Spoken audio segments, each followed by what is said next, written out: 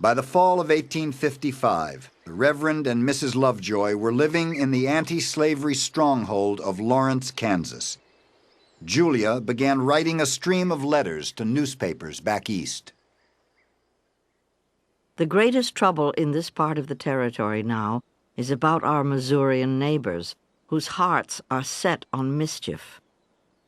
We are apprehending trouble, if not hard fighting, in our quiet community. Imagine a man standing in a pair of long boots, the handle of a large bowie knife projecting from one or both boot tops, a leather belt buckled around his waist, on each side of which is fastened a large revolver.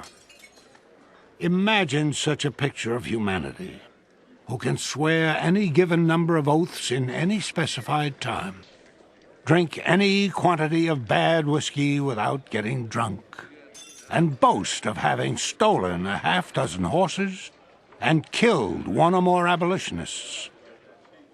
And you will have a pretty fair conception of a border ruffian as he appears in Missouri and in Kansas. John H. Guion. In the spring of 1856, someone wounded a pro-slavery sheriff, and 800 armed men bent on revenge stormed into Lawrence, got drunk, destroyed 2 newspaper offices, burned down the hotel and the home of the Free Soil governor. I caught my darling babe from the bed, moaning as he went. I rushed to a place of safety out of town as fast as my feeble limbs could carry me. The scene that met our gaze beggars description.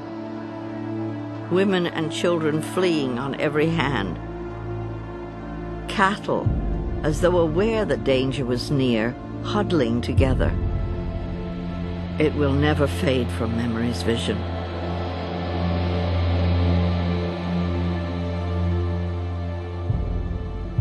When Massachusetts Senator Charles Sumner denounced what he called this crime against Kansas, a South Carolina congressman strode onto the Senate floor and beat him senseless with a cane. 3 days later, on the night of May 24th, a strange, driven man called 5 unarmed settlers whom he believed favored slavery out of their cabins on Pottawatomie Creek. With the help of his sons, he hacked them to death with broadswords. It was a war to the death between good and evil, John Brown said. We must fight fire with fire. During the next 3 months, some 200 more men would die in what would come to be known as Bleeding Kansas. August 25th, 1856. We are in the midst of war. War of the most bloody kind. A war of extermination. Freedom and slavery are interlocked in deadly embrace, and death is certain for one or the other party. A crisis is just before us, and only God knoweth where it will end.